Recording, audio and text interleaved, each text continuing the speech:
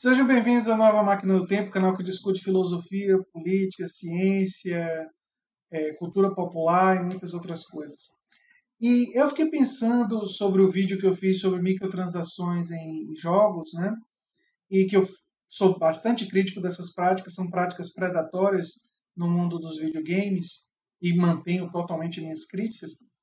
Mas eu gostaria de falar para vocês que eu tenho uma visão também extremamente positiva dos jogos eletrônicos, enquanto a arte narrativa do século XXI.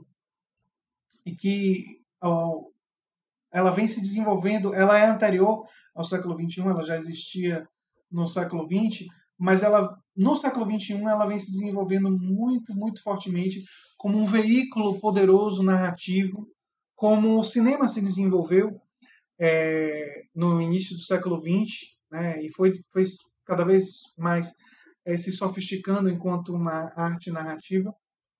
E eu acredito que os videogames, eles, embora existam experiências variadas, não apenas narrativas nos videogames, as experiências que mais me atraem, que mais, digamos assim, fazem sentido para mim, são essas experiências narrativas. Acho que vocês podem ver aqui atrás um posterzinho de um jogo The Last of Us, que eu citaria como um exemplo de um jogo que tem uma narrativa extremamente poderosa, que trata de temas difíceis, né? Joe, um personagem do jogo, logo na primeira sequência você conhece a filha dele e devido a uma catástrofe mundial,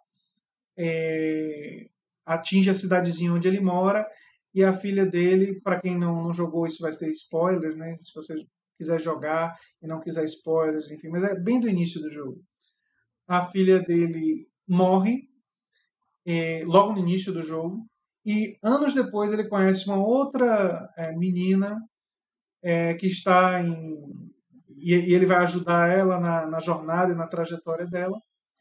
E existe um elemento de projeção da filha que ele perdeu, né? E ela também vê ele como uma figura paterna, mas que ele não é o pai dela. E essa relação vai se desenvolvendo gradualmente ao longo do jogo. E existem diversos exemplos, né? Eu poderia ficar aqui horas e horas falando sobre os diversos jogos capazes, inclusive, de nos levar à emoção, né? No PlayStation 3 e no PlayStation 4 tem um jogo chamado Journey, que você está num deserto e tem uma luz no alto de uma montanha que você tem que alcançar. E eu não vou dar mais detalhes, mas o Journey ele faz uma reflexão. Eu não vou dar mais detalhes sobre como é o jogo, mas a reflexão que ele faz é um jogo que faz uma reflexão sobre o que é viver e o que é ter experiências e o que é passar pelo mundo, né?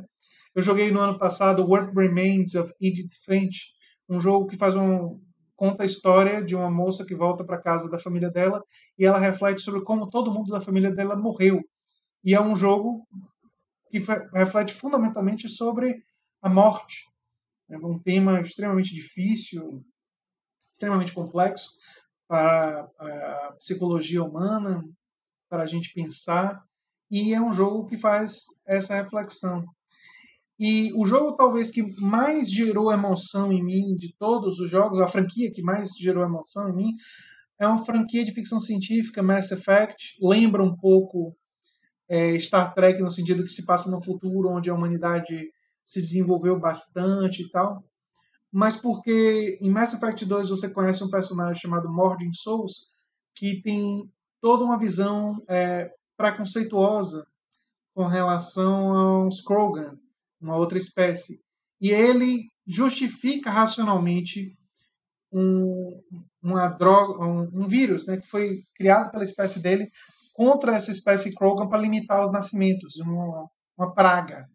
Né, que a espécie dele teria que ter criado isso porque os Krogan, em algum momento, embora tenham sido úteis para enfrentar uma ameaça, agora eles estavam se tornando belicosos demais e uma ameaça à espécie dele, então ele criou não, ele justifica a criação disso. E você tem no jogo você tem uma longa conversa com ele, você contra-argumenta com ele E você percebe que ele está refletindo sobre o que você está falando pela forma como ele vai respondendo a sua contra-argumentação, né? E quando você encontra ele no Mass Effect 3, ele está envolvido com a equipe de cientistas para produzir a cura, né? Então ele mudou a forma dele de pensar e ele agora está engajado e ele sente o peso e a responsabilidade da espécie dele inteira, a coisa terrível que a espécie dele fez com outra civilização, né? Isso pode fazer a gente pensar, por exemplo, em as coisas terríveis que os espanhóis e que os portugueses fizeram com os índios e as populações ameríndias que existiam aqui na América, né? A morte de mais de 60 milhões de pessoas, né? No caso da colonização espanhola, a maioria deles faleceu no trabalho em minas. Quer dizer, e tantos outros exemplos de massacres que esse talvez seja mais útil porque tem a ver com os nossos antepassados, né? No caso da colonização portuguesa, portugueses que viveram aqui e que deram origem a muitos dos brasileiros que existem hoje, quer dizer, e nós temos essa dívida histórica com os indígenas e com os afrodescendentes por todo o período de escravidão e violência gigantesca que foi feita de forma sistemática contra a população negra, né? Tanto retirando o tráfico negreiro e tal. Não que não houvesse escravidão lá, mas a escravidão na África tinha características diferentes, né? Não era bem um mercado de escravos, na verdade isso foi introduzido pelos portugueses. Mas, de qualquer forma, existe essa reflexão dentro do jogo Mass Effect 2, e eu não vou fazer spoilers aqui do que acontece com Morning Souls, mas a parte final de como o jogo constrói a relação com o Morning Souls no terceiro jogo, que é um jogo que eu tenho muitas críticas, o Mass Effect 3 não foi um jogo espetacular em todos os sentidos, mas a forma como o jogo constrói isso e a forma como ele faz você pensar sobre suas próprias escolhas, quer dizer, e você respeitar a escolha de uma outra pessoa que amadureceu a sua decisão.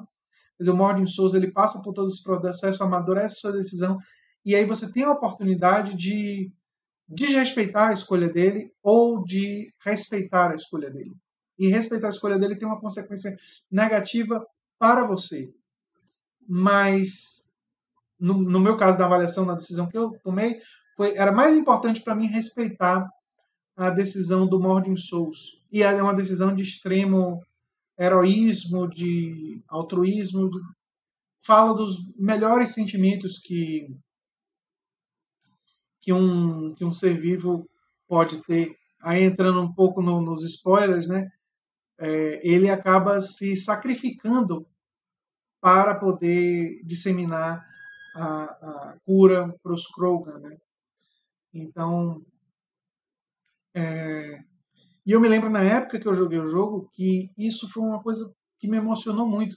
E me emocionou muito, assim como certos filmes são capazes de me emocionar, como O Estranho no Ninho, por exemplo, ou O Mundo de Andy, porque ele mexe com duas poderosas emoções.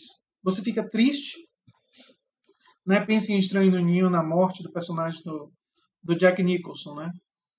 Para quem não viu, eu estou cheio de spoilers no episódio de hoje, vou colocar na descrição. Mas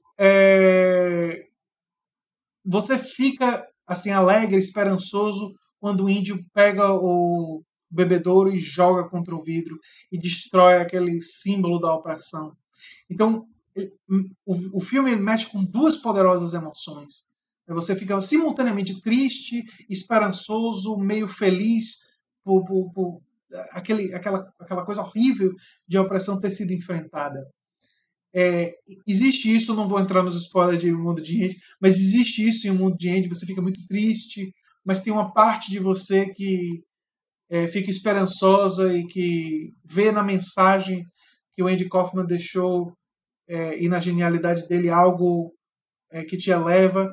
E Mass Effect 3, nessa pequena sequência, conseguiu fazer o que o Milos Forman é diretor tanto do Estranho no Ninho quanto O Mundo de Andy, o que, aliás, para mim não é nenhuma surpresa, porque Milos Forman tem esse estilo de narrativa. Em outros filmes que ele dirigiu, ele também tem esse toque assim de mexer com mais de uma emoção ao mesmo tempo para tentar potencializar as emoções. É uma estratégia narrativa. Então, eu vejo os jogos eletrônicos como sendo capazes de produzir muitas emoções em nós, não apenas aquelas emoções mais fáceis, né, como medo, né, rir. Isso eles são capazes de fazer, embora rir eu acho às vezes tão difícil. Bom humor é bem complexo. Medo talvez seja mais fácil, né? Você faz um silêncio, de repente um barulho alto, escuridão e tal, mexe com alguma coisa na nossa cabeça. Embora um bom terror seja também algo com um certo grau de dificuldade. Mas os jogos são capazes de produzir essas emoções, são capazes de levar a gente à reflexão. E eu torço muito para que eles continuem amadurecendo, continuem se desenvolvendo e não sejam apenas veículos para estratégias predatórias de microtransações, como nós temos visto muito nos últimos anos. Mesmo nos últimos anos, quando isso tem sido tão popular, nós também tivemos uma coisa fantástica como The Witcher 3, que, enfim, faz diversas reflexões sobre a vida e as relações humanas e é absolutamente fascinante. Então eu queria fazer esse vídeo num tom mais positivo sobre videogames, dizer que jogos como Max Payne me abriram a possibilidade de jogos tratarem de temas difíceis. Em Max Payne, logo na primeira cena, para quem não viu, normalmente mais spoilers, ele perde a esposa e a filha, então ele vai na investigação tentando descobrir quem teria interesse em matar a família dele e matar ele. E é um drama extremamente denso. E foi a partir desse momento que eu comecei a perceber que eu poderia ter, não apenas nos livros, não apenas nos filmes, não apenas nas séries, mas também nos jogos, uma fonte de narrativas sofisticadas, interessantes. Obviamente não são todos os jogos que são assim, mas existe essa possibilidade e existem também muitos outros jogos divertidos, interessantes por outros motivos, mas eu queria destacar a forma de arte que eu considero que é uma forma de arte narrativa fantástica do século XXI e que eu torço para que se desenvolva, né, e que eu torço também para meus espectadores deem uma chance para não ter uma visão preconceituosa dos jogos, porque eles provavelmente vão encontrar algum jogo que mexe com eles de alguma forma muito interessante. Então era isso. Se vocês gostaram desse vídeo, eu peço que vocês se inscrevam, deem um like, divulguem nas redes sociais e peço que conversem com amigos seus para pedir indicação de jogos interessantes. E se vocês quiserem, vocês podem pedir para que eu faça um vídeo com indicação de jogos interessantes baseado em alguns critérios, que eu posso também fazer indicação de jogos, de filmes, de séries de televisão e de outras coisas mais da cultura pop, já que esse é um dos temas que nós também vamos tratar no nosso canal aqui. Eu digo nosso porque eu vou construir com esse diálogo com vocês. Tá certo, então? Até a próxima.